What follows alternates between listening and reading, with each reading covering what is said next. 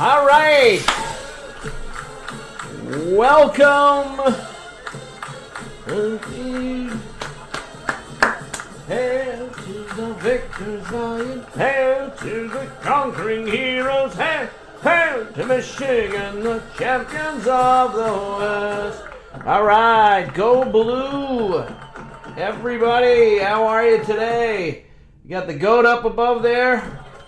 And looks like he may be retiring. He could be just rumors. We don't know. But anyway, thanks for joining us today. Wolverine Fan Therapy podcast. Welcome to the show. Boy, it's been a crazy month of January for Wolverine fans. And we definitely need some therapy at this point. After this weekend, I just felt like I can't stay silent any longer about the whole Harbaugh drama. It's been, one inaccurate report after another and another and another, and pretty frustrating. But I think the adage that applies here is where there's smoke, and there's this much smoke, there must be some fire. I'm officially getting pretty annoyed, as I think most Wolverine fans are. Of course, with a fan base as large as Michigan football, you're gonna, you ask 10 different people, you're gonna get 10 different opinions. Everybody's got their opinion, and Jim Harbaugh is certainly the kind of coach and person that engenders opinions, and that's just the way it is. So. And the fact of the matter is, there's only one person who can put an end to all this nonsense once and for all, and it's not any of these well-meaning media people, whether they be in the NFL, whether they be college football, whether they be exclusively Michigan folks. The only person that can put an end to this once and for all is Jim Harbaugh, the man himself. And welcome to the world of big-time coaches. This is certainly not Brady Hoke, and this is not Brian Ellerby. This is a big-time coach with a huge ego. I mean, big-time coaches that have won at the highest levels, players that have won at the highest levels. They have big egos. These things go hand in hand, and the fact of the matter is, whether it's a 17-year-old five-star recruit or a 60-year-old, 58-year-old head coach who's been to a Super Bowl, they like to be courted. They like the attention, and they think that they can handle just about anything. So, there's a lot of evidence to point that Jim Harbaugh can. I mean, he's taken over programs in shambles and turned them around. Stanford, San Francisco 49ers, and Michigan, wasn't exactly winning a lot of championships when Jim Harbaugh came, and we finally got him in the fall of 2014. We had two bad coaching tenures, one that lasted 3 years, one that lasted 4 years, and Jim Harbaugh, maybe it didn't look like it a year ago, but he turned it into a championship program. So we can all logically deduce at this point that Jimmy has a big ego, and he is carefully weighing his options. At 58 years old, this is logical. It's a logical thing for him to do personally. However, I think as Wolverine fans and as Wolverine Fan Nation, I think it is, and as your therapist, I think it is somewhat warranted for us to be a little frustrated at this point that he would dangle his alma mater and lifelong beloved Michigan program and its entire fan base for nearly a month during the height of recruiting season, and it's really become tiring. And as the old saying goes, I think I speak for most of us when I say shit or get off the pot. this has really become borderline untenable as Wolverine fans. We need to know what's going on. We need to know if any of these rumors are factual, and if Jim Harbaugh is basically going to be the head coach of Michigan football in the fall of 2022 by default, because he didn't get any offers from an NFL team, or because he didn't get a good enough offer that he would just accept. Look, nobody likes to be the fallback, whether it's being asked to prom or a job or anything. I mean, I don't recall any weddings that I've been to where they were like, yeah, I mean, I'm so glad to be here, getting married, because this is the best I could do. Really, I mean, I know I was this person's third choice or fourth choice, but I mean, it could be worse. At least I'm getting married, and that's the way it's beginning to feel for Wolverine fans, and it's frustrating. Like I said, it's borderline untenable at this point. After 4 weeks of this, one rumor after another, and unsubstantiated reports, and every single report comes from sources. It's just annoying. It's annoying, but I think for me this weekend, hearing that Harbaugh did actually speak in person to the Minnesota Vikings, it's kind of like enough is enough. I've kind of just put this in the background as white noise for about as long as I can handle it, and at this point, I'm done with the whole thing. Hey there, are you enjoying today's episode of Wolverine Fan Therapy? That's fantastic! Do me a favor, please like and subscribe to our channel, and then you'll get alerted when we make more videos. How about it? Okay, keep listening, keep enjoying. Have a great one.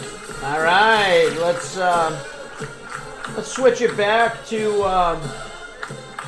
Thank you. All right, there you go. Thank you very much, the band. Fantastic. All right, so let's switch back to pretty decently substantiated rumor. That the Big Ten, possibly because they were listening to the Wolverine Fan Therapy podcast, probably not, is seriously considering just doing away with divisions entirely. Hallelujah. That's about all I can say to that. Hallelujah. Thank goodness. We, of course, have been beating this drum consistently that these divisions in the Big Ten have been broken for a while now, and have been borderline a joke. Back to when it was the leaders and the legends divisions, which of course just led to a bunch of jokes that wrote themselves, and it was just kind of a weird idea.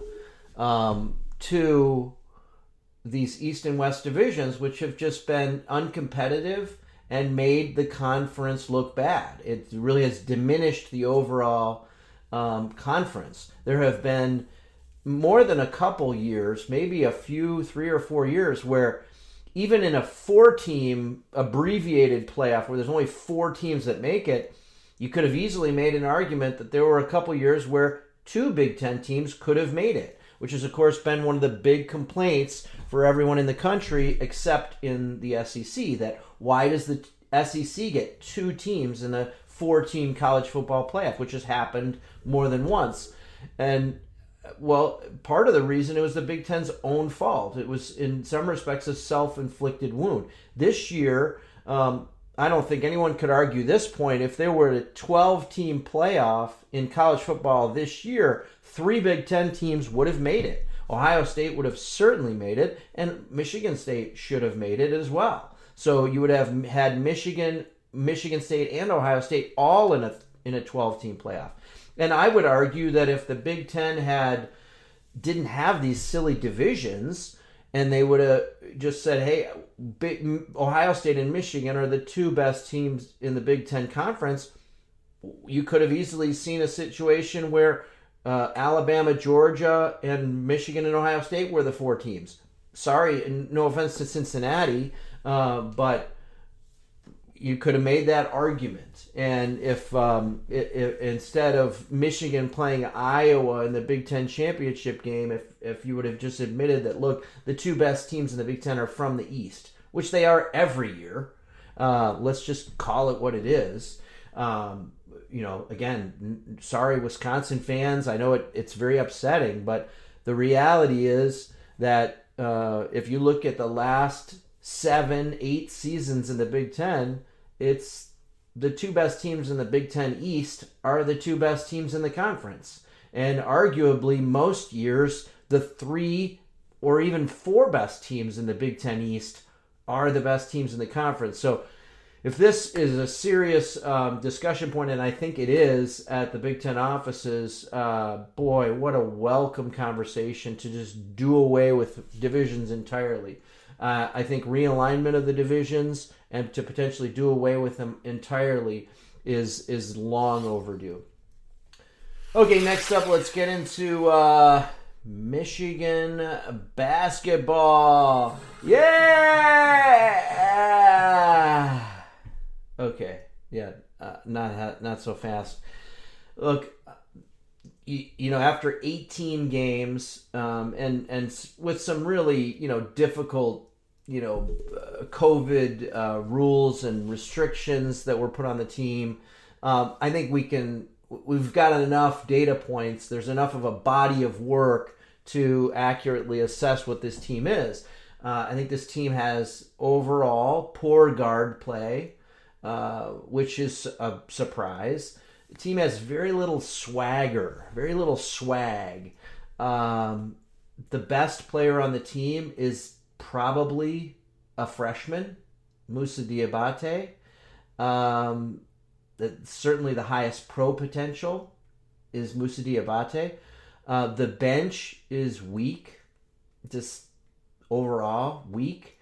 The team was poorly constructed from a roster perspective, with players forced to play out of position and too many players at the same position. And then most of the players and the coaching staff have really underachieved their preseason expectations. Again, I'm just calling it the way it's the way I see it. It's pretty obvious at this point.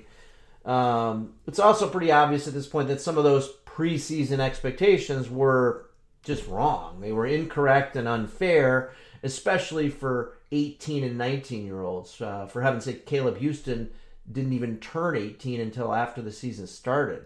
So the facts listed above remain, no matter what their age is, no matter whether they're freshmen or not. That's just the reality of this team. I think Isaiah Livers, Franz Wagner, and even Mike Smith, had some real swag to them. If you watch the Orlando Magic play this year, their team's terrible, has a terrible record, but Franz Wagner is arguably one of their best players, and he had some real swag. And then those players also had some toughness to them. They were the kind of guys that were, when the other team went on a run, they just weren't going to put up with it. And look, the reality is that's hard. We as Wolverine fans, of course, point back to the Fab Five, and look, those guys had probably more swag than maybe any basketball team ever. You could certainly make that argument. Any college basketball team. And as freshmen, they walked in, they were cocky. They had that cockiness to them. And look, that's important in all sports, but it's especially important in basketball. My guy, your man's not going to beat you, and when your guy makes a good play, you're going to come down and make a good play. Whether it was Gary Grant, I remember Gary Grant was famous for when the other team would hit a three, he would come down and hit a three. And I think he, statistically, it was some crazy, like he shot like 60% or something like that. He's like, that's not going to happen, especially at home. When another team would make a dramatic play, like a block or a dunk or something that would, exciting play. Somebody that's going to be like, hey, I'm not going to put up with that. I'm going to do the same kind of thing. That just doesn't seem to be in place. As a result, this team is really lacking in confidence. The team seems to fold easily in close games.